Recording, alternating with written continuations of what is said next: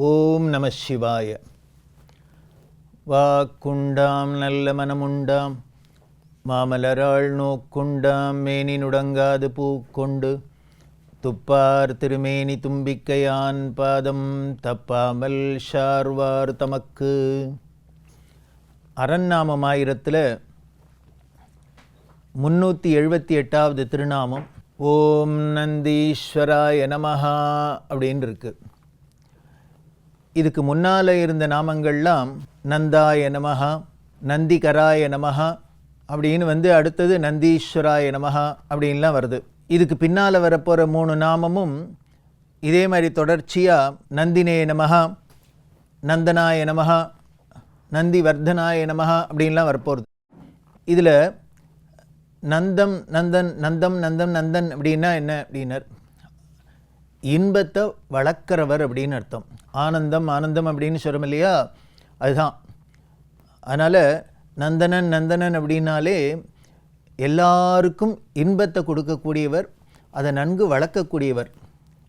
நந்திவர்தனாய நமஹா அப்படின்லாமும் வருது. இங்கே நந்தீஸ்வராய நமஹா அப்படின்னு வந்திருக்கு. அப்படின்னா இதோட நேர் பொருள் சிவபெருமானுக்கு வாகனமாக இருக்கக்கூடிய நந்தி நந்தி அப்படிங்கிறது எல்லாருக்கும் தெரியும். சிவங்கோயிலில் முன்னால் இருக்கக்கூடிய நந்தி. இந்த நந்தி தேவருக்கு தலைவர், இறைவனாக இருக்கக்கூடியவர் அப்படின்னு அர்த்தம் நந்தீஸ்வரர். இன்னொரு அர்த்தம் என்ன அப்படின்னா, இந்த நந்தி அப்படிங்கிற வாகனமாக இருக்கிறதும் இந்த நந்தியே இவர்தான் அப்படின்னு அதுக்கு பொருள்.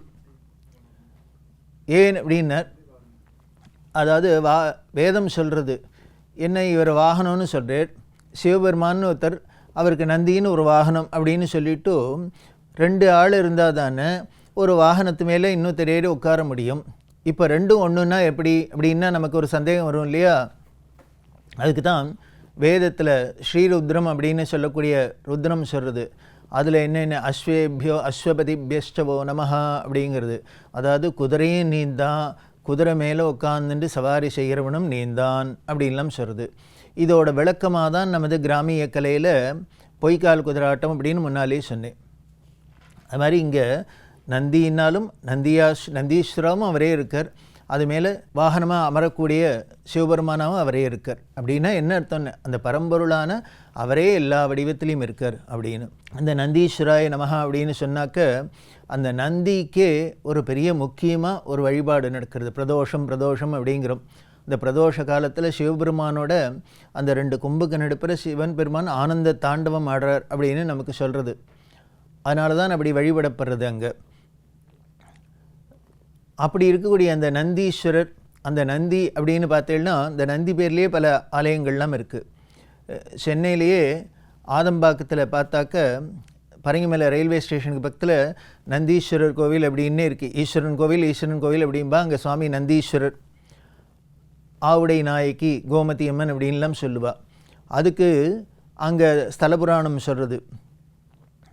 பிருங்கிங்கிற மகரிஷி தவம் பண்ணினார். அந்த மலை மேலே அவர் தவம் பண்ணினத்தினாலேயே பிருங்கி மலை அப்படிங்கிறது பரங்கி மலை அப்படின்னு சொல்கிறோம் இல்லையா.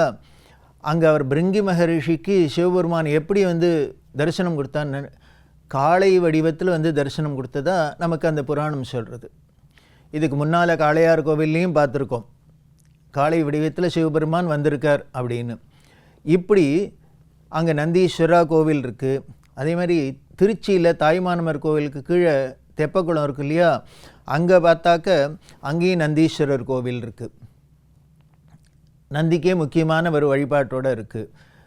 அதை விட ஆச்சரியமாக புதுக்கோட்டை மாவட்டத்தில் பொன்னமராவதிக்கு பக்கத்தில் வேந்தன்பட்டி அப்படின்னு ஒரு ஊர், அங்கே இருக்கிற நந்திக்கு பேர் நெய் நந்தீஸ்வரர் அப்படின்னே பேர். அப்புறம் கன்னியாகுமரி ஜில்லாவில் திருநந்திக்கரை அப்படின்னே ஒரு ஊர்.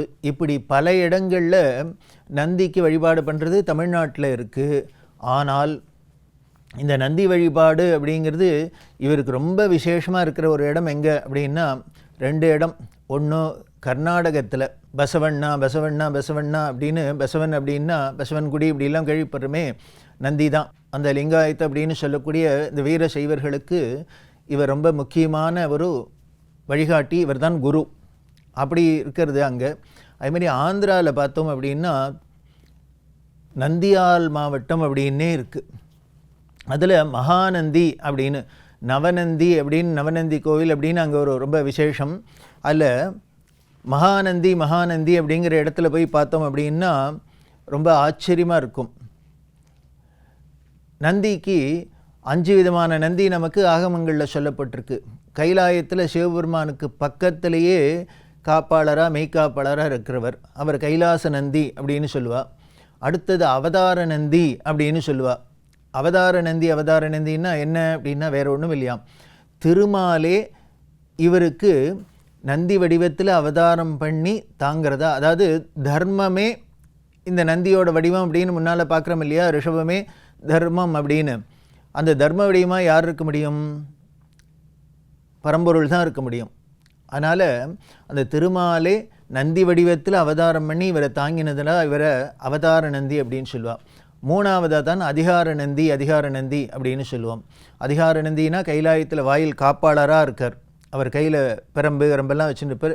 இப்போது எல்லா சிவங்கோயிலையும் போனோம் அப்படின்னா உள்ளுக்குள்ளே நுழையிறத்தையே கோபுர வாயிலில் ஒரு பக்கத்தில் இவர் இருப்பார், அதிகார நந்தியாக இவர் இருப்பார். இப்படி இன்னும் இதே மாதிரி மகாநந்தி இப்படிலாம் இருக்குது. 5 விதமான நந்திகள் நமக்கு சொல்லப்பட்டிருக்கு. அதில் கோவிலில் உள்ளுக்குள்ளே நுழையிறதையே பார்த்தோம் அப்படின்னா ஒவ்வொரு நந்தியாக இருக்கும்.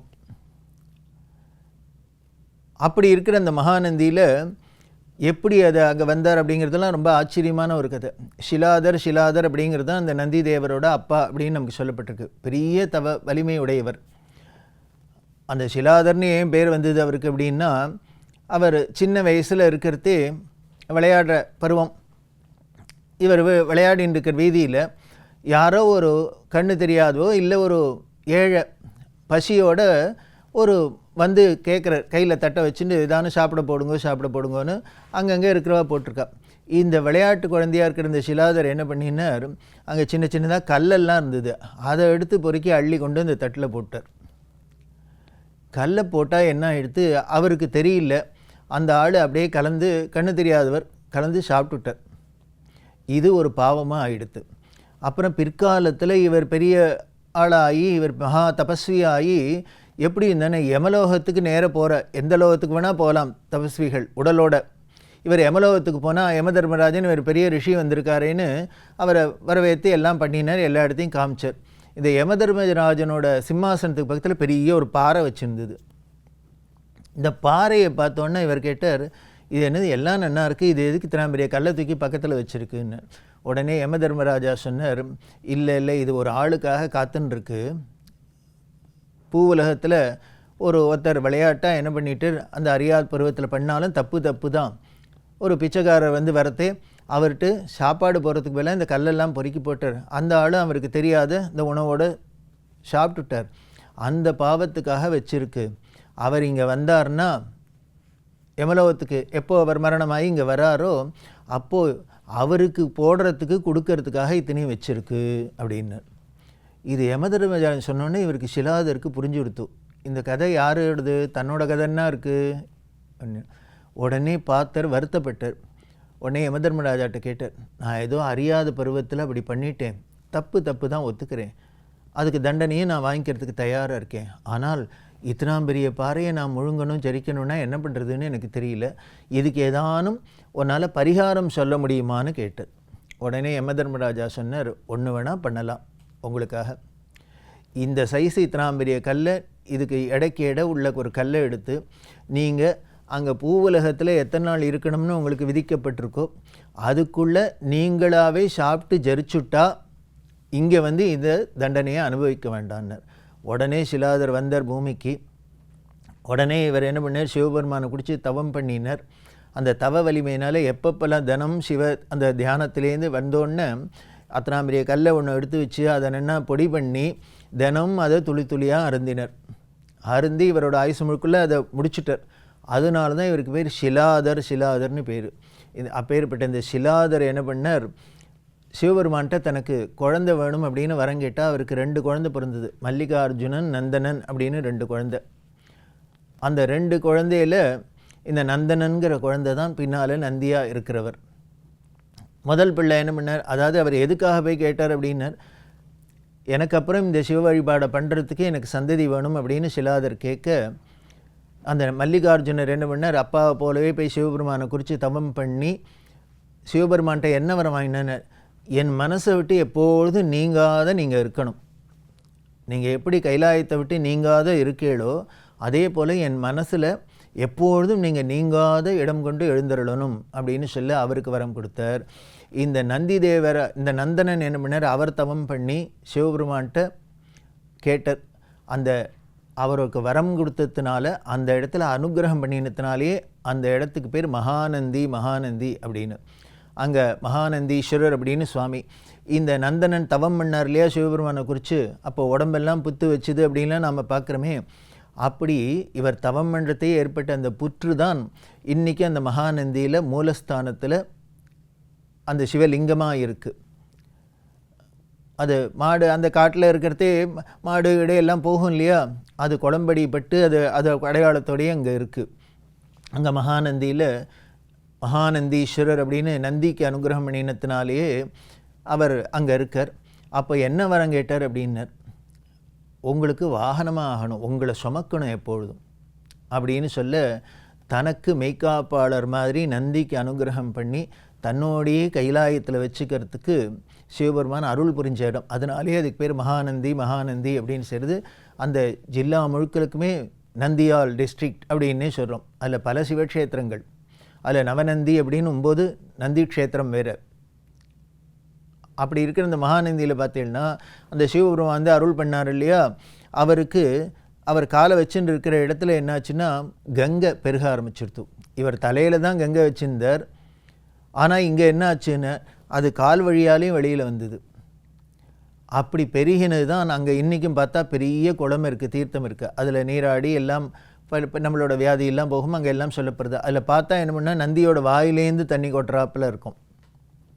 அது சிவபெருமான் அந்த பிரசாதமாக வந்தக்கூடிய நந்திக்காக அருள் செஞ்ச அந்த கங்கை, அருள் கங்கை அப்படின்னு சொல்லலாம்.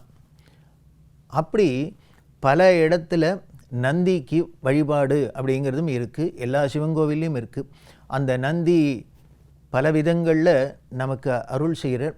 அது மட்டும் இல்லை, அவரோட அனுமதி இல்லாத யாரும் சிவாலயத்துக்குள்ளே போகக்கூடாது, அருள் பெற முடியாது. அதுதான் அங்கே முக்கியம். இந்த கைலாயத்துக்கு ஒரு தடவை என்ன மாதிரி கருடன் மேலே சிவபெருமானை பார்க்கறதுக்காக திருமால் வந்தாராம். திருமால் நந்திகிட்ட உத்தரவு வாங்கிட்டு உள்ளே போயிட்டார். கருடன் வெளியிலேயே நின்றுந்தார். அப்போது திருமால் அங்கே சிவபெருமானை பார்த்து அந்த மெய் மறந்து அப்படியே உட்கார்ந்து இருக்கிறதே நேரம் ஆனது தெரியல. வெளியில் இருந்த கருடன் பார்த்தார், என்னது போனார் ஆளை காணும் அப்படின்ட்டு நந்திகிட்ட உத்தரவு வாங்காதே உள்ளுக்குள்ளே போயிட்டார். ஆனால் நந்திக்கு கோபம் வந்துடுத்து, கருடனோட சண்டை போட ஆரம்பிச்சிட்டார். உடனே சிவபெருமான், இது திருமாலுக்கு தெரிஞ்சு சிவபெருமான்கிட்ட சொல்லி, நீ இல்லை அப்படிலாம் சொல்லக்கூடாது, பண்ணாத, மன்னிச்சுரு அப்படின்னு சொல்கிறது. எதுக்கு சரின்னா யாராக இருந்தாலும் அப்படி இவரோட அதிகாரத்துக்கு உட்பட்டது தான். அதனால் அதிகார நந்தின்னு வாயில் காப்பாரவன் இருக்கார். இப்படி பல விதத்திலையும் நந்தி இருக்கிறதுனாலே நந்தீஸ்வராய நமஹா அப்படின்னு இருக்குது. இதை தொடர்ந்து வர நாமங்கள் இந்த நந்தியோட வரலாறு பல விஷயங்களை சொல்கிறது. என்னங்கிறத நாமும் தொடர்ந்து பார்க்கலாம். ஓம் நம சிவாய.